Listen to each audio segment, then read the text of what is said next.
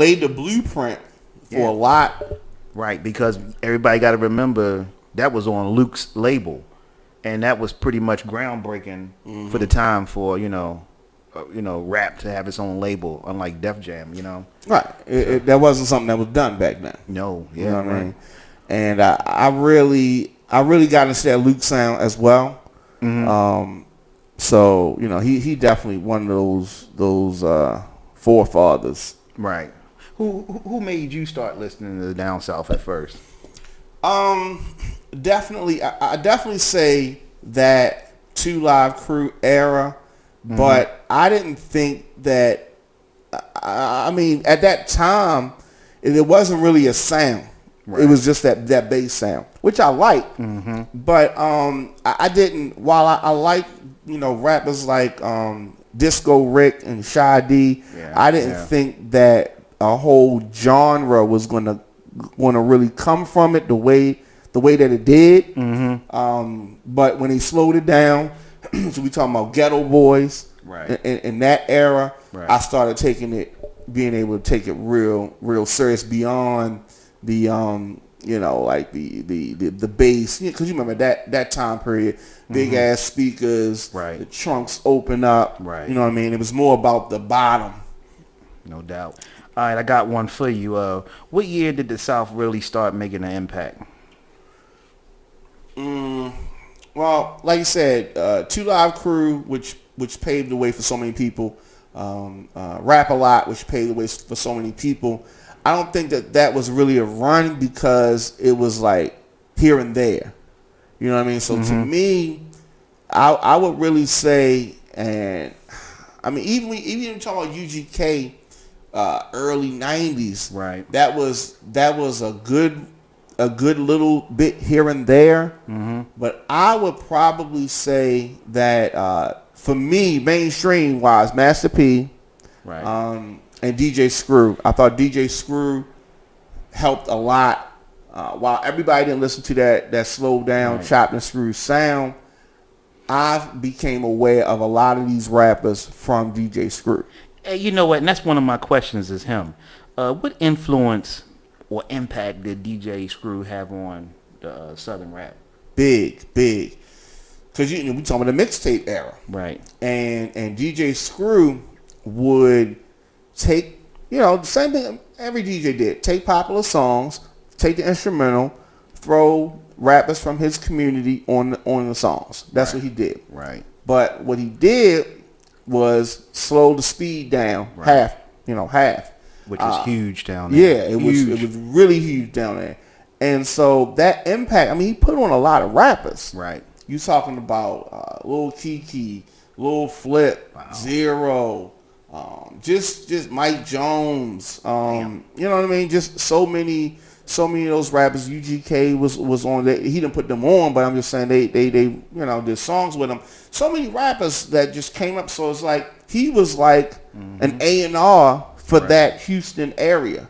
Right. And many more. Many more rappers. So he was innovative, and then people started imitating him and imitating what he was doing. So he was major. He was major. Right.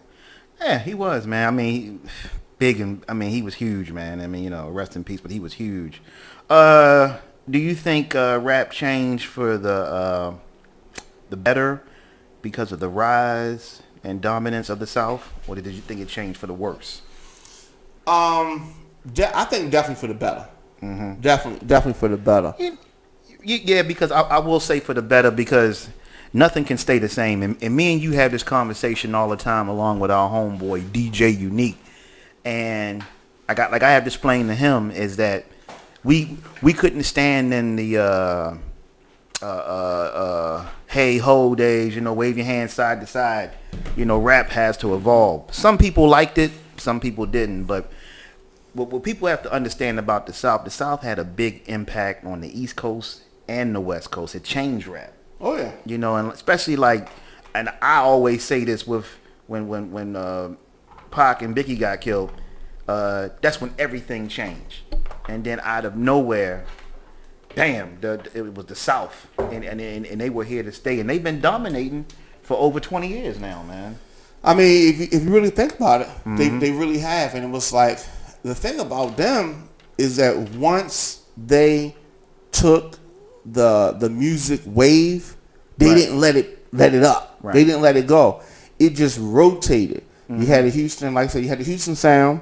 You had the Memphis sound. Yeah. You had the ATL sound. Right. And then the ATL sound so dominant that you had East Coast New York rappers adopting that sound. True, and it was, because that's another one of my questions. Like, but okay, and me and you had this debate all the time.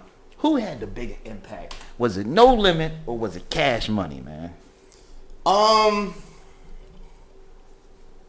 Lasting impact is got to be Cash Money, but bigger impact initially was No Limit. No Limit, yeah. No Limit opened the doors for Cash Money, and Cash Money just came and rolling, man. Yeah. I mean, it was like I say, it was an awesome time. I mean, it the sound was different. It was fresh, and everybody just caught on to it, man. I mean, And the thing about it is I don't hear them ever mention each other. They very rarely mention each other by name, Birdman and Master P, because I have heard Birdman say, and they speak respectfully about each other, but they don't really mention each other. It's just that he said they were from different hoods, and they rolled with crews that didn't really fuck with each other, and so they didn't fuck with each other. Right. And, they had some artists that they passed back and forth a little bit, Mystical and Soulja Slim. But for the most part, they were on separate paths. And the reason why Cash Money has more of a lasting impact is because Birdman was a label owner who got on songs. But he knew his limitations. Right. And he would fall back and let other people on without his presence being on the song. P won't do that. Right. If it's a hot artist, P will overtake the song. P will create a group with the rapper. P will, you know what I mean? He's going to get in there. Kind of like overkill, Yes, and if P could sign, I don't care who it is. P could sign Keisha Cole. And he's going to be on the album with Keisha Cole on every song. It's the same thing he did with Snoop. Right. He was jumping on, like a couple of them songs that he was on, he shouldn't have been on there. More than a couple. Yeah, I mean. You talking about the Games to Be Sold album? Or Pay? Yeah, Games to Be Sold, Not Told. Yeah. I can't think of the song offhand, man. What did you think about Rap A Lot? Love Rap A Lot. Yeah. Love Rap A Lot. Jay Prince is... he was the man. You know what I mean? Back then, you called him Lil J. But, I mean, I at the time, I did not know what he did. I didn't know he was a CEO. I just thought he was somebody that, there were people that was in backgrounds of stuff. I don't think I fully even understood Russell Simmons' place early on in the business. I didn't really understand because he didn't make music. Yeah, but he was the force behind it. Yeah, but I didn't understand. He popped up on songs a lot, but I didn't understand. And Lil J, I didn't know, like, the respect thing. They didn't talk about that like that. Like, I didn't know he was the guy at that time. I just knew his name was on stuff. And I figured that I remember reading magazines that he had a car lot or something like that. I knew he had money. Right. And he was the one putting people on. But the Rap A Lot logo did mean something. And it carried a lot of weight. It would be the difference on me listening to a new artist album, song, or not. Right. It was one of those, it had that kind of impact. All right. What down south producers did you like? I like Mike Dean. It depends on what it is. If you look at somebody like Jermaine Dupri, I like Jermaine Dupri. Right. Lil John is a southern producer. I like Lil John. Yeah. But you have so many other DJs, and to me, I've always said it, DJs make the best producers to me of hip hop music. Well, you got was DJ DePaul? Was he the producer of Yeah, 3-6? 3-6, yeah. I love that dude tracks, Yeah, man. yeah. Yeah, Jazzy Faye, Yeah. Oh yeah, like Jesse Faye a lot. Manny. Love Manny Fresh. Oh man, that guy. One of my favorites. I mean, this guy, everything he touched was One of was my favorites. awesome. And then one of my favorites was Beats by the Pound. I love that team. I love the team of Beats by the Pound. Mm-hmm. It was really sad that they had to break up. Mm-hmm. And they weren't able to use the Beats by the Pound name. Right. Because P had some ownership of it, or had ownership of it. Mm-hmm. And they tried to, produce under another name, but it just wasn't the same. You know what I mean? Early 2000s, man. In especially Atlanta, you were down there. Yeah. What impact did Lil John sound have on the game?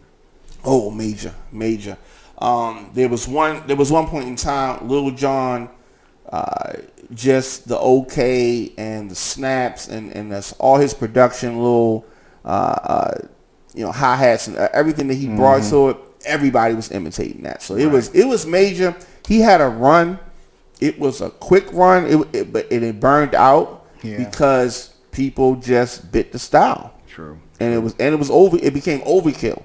Right. But he has some major records. I mean, Youngblood's records and the stuff he did with Usher, and he had major records. And that what's that record he did with Usher? Yeah. Oh yeah, or whatever. Yeah. Huge, man. I'm talking about huge. That was that was major. All right, let's change it up a little bit. What Southern females did you like? Wow, I was not expecting that question. I liked Mia X a lot. I forgot all about I liked Mia X a lot. Yeah. I like Gangsta Boo. I like Lil Chat. That's my girl. What? Yeah. I like Lil Chat. What about Trina? Love Trina. You did? Love Trina. And I'm trying to think who else stands out to me. What about Shauna? Did you ever like Shauna? Yes, I did. I like Shauna a lot. Yeah, I liked her. I like Shauna a lot. I think she's originally from the Midwest. Right. But she got put on in the South with Ludacris. And they recently reconciled because they had been not on speaking terms. Yeah, I heard they had years. a beef. I'm glad that they squashed that. Right. All right. Okay. Who do you think throughout the years down the South was overrated and underrated? Overrated. I don't know about overrated. I think this may surprise you because I wasn't expecting this question, but I like this question. Right. I think that Lil Flip was underrated. I think that Lil Flip and Mike Jones are better than they got credit for. Right. Because they did an actual freestyle. Like literally off the top of my head, I'm sitting here, I got out of the bed, all that, like that. They did that kind of rap, and some people would mistake that rap for not being really, really good, but they could really be good. I think 2 Chainz is underrated. I like 2 Chainz. He has a lot of skill, right? And he's not an ABC rapper. He got a lot of skill. So I think he's underrated actually. Okay, that's a good one, man. I mean, it's kind of like one of them questions you really got to sit back and think about, because like I said, there's a lot of talent down there, man. Yeah. Definitely a lot of talent. All right, question for you. What current down south rappers do you listen to today? Like the current stuff, the current artists. Current. I listen to my favorite, one of my favorite rappers, and I would probably say my favorite Southern-based rapper is Rick Ross. Okay. So I listen to a whole lot of Rick Ross. He you know what? This guy, man, people say what they want to say, but the guy got the fire, man. Yeah. His stuff, he picks good tracks, man. I mean, this guy is very smart, man. And definitely, man. His stuff is fire, man. And definitely, man. I guess if I had to answer that question, who I listen to now, I'm a big Currency fan. Yeah. That's who I listen to a lot. Big Currency fan. I like Currency, man. I mean, it's just a lot of new guys out there, man. I mean, I like Young Thug. Mm-hmm. He's outrageous, but I like him. Right. And another big rapper for me is Future. Guy got talent, man. Future is somebody who I can listen to at least once a day. Right. Okay. That's heavy, man. Yeah. That's heavy. Yeah. I mean, like I say, I like Rick Ross. I like Jeezy. You know. Yeah. I like a little bit of Gucci. Jeezy's big. You know? I like Gucci too. I like Big Crit. I do too. I like Big Crit and of course Currency. And we were talking early before we started the show, and you said something about J. Cole. Yes. Could you tell them what we were talking about? So J. Cole came up on my list because you're talking about down south rappers. J. Cole is from and lives in North Carolina. Now, see, I did not know that. Yeah. And because the guy does not have that southern sound. No, and, not the traditional one, no. When you said it, I was like, huh? You know? Yeah. Now, me ask you a question, man. I got one for you. Now, J. Cole threw me off. Let's go back some years ago to the DOC. Do you consider him a down south rapper? I don't, because even though he is from Texas, he got his fame On the West Coast. And Right. he's living on the West Coast. Yeah. But I mean, like you said, he's from Texas. Right. So yeah. and he does not sound like he's from Dallas. No, somebody that crafted so many West Coast classics. Right, because like it's like with J. Cole, and then with this J. Cole, I would not have never guessed that. Like just like with DOC, this guy didn't have a down south accent. Now he may have been in California a while, Right. But Right. that was definitely news to me, man. Now we like I say, that's pretty much it, man. I got one more question. I think we kind of talked about this before, man. Where's my question at? And see, this is what I have a debate with my homeboy DJ Unique about, man. Do you think that some people will say, well, the Southern sound ruined hip hop? No. Do you think it ruined hip hop, or do you think it helped it? Well, I don't think that it ruined hip hop. I will say this: I think that it had I think that who it did hurt was R&B. I think that the Southern sound started to involve melodies. You start having rappers singing their own hooks, Right. and crooning, using the auto tune, and it really hurt. What am I having an R&B singer on here for when I can do it? Or right. My homeboy can do it, or my homegirl can do it, and they may be a rapper also. And so I think that it started having an impact on traditional R&B. Right, I agree with you. And like, I always say it like this: nothing stays the same forever. Yeah, everything has to change. It's just like with rap. Yeah, rap couldn't have stayed in one sound. It has to evolve over the years. That's why it's been around for so many years now, right. Because it has to change. It couldn't have stayed on the East Coast. It couldn't have stayed on the West Coast. You know, it's like it's everywhere now. You know, and like I say, with the South, they had to me a major, and I think it was a good impact. You know, because it's so much more exposure now. You know, and I think it was good. You know. Yeah. Now, one last question: what solo rapper or artist you think had some good longevity in the down south game? I think Rick Ross has definitely had it. Yeah. Lil Wayne had a hell of a run. Definitely. Hell of a run. Ludacris had a good run. T.I. has had a really good run. I was gonna say that. Yeah. Yeah, T.I.'s had a really good run. Right. What about yeah, you're right. I would pretty much say it like that, man. You know. I mean, Outkast had a good run for a while. Oh yeah, you know. Oh yeah, classic. UGK had a good that run. That Dungeon Family was real big. Right, definitely, man. So, all right, we gonna get to our top 10 solo and groups from the from down south. Mm-hmm. Now, mine is not in no particular order. Right. You know, so this is just my opinion. You want me to go first? Yeah. All right, I'm gonna start off with now mine is groups and solo artist mix. So okay, and part of mine is based on impact, you know, changing the game and stuff like that. You know, and 2 Live Crew. Yeah. I'm gonna say Scarface and the Ghetto Boys. Yeah. Outkast. Definitely. UGK. Definitely. 8 Ball and MJG. Ludacris. Juvenile. Master P. Lil Wayne. And my last one, and this is no particular order, is T.I. I mean, a lot of people that you have on your list, I have on my list, like 8 Ball, UGK, 3-6. I have J. Cole on my list, what we talked about. Right. Juvenile on my list, Wayne on my list, P, Scarface, Ludacris, T.I. I think the only thing that's not on our list is Rick Ross, I think. Right. And Pretty much. you know what I mean? So, there's so many that I like. It is, man. And Trick, I like Trick Daddy. You know what I mean? I liked him a lot. And you said Ghetto Boys because I like Willie D.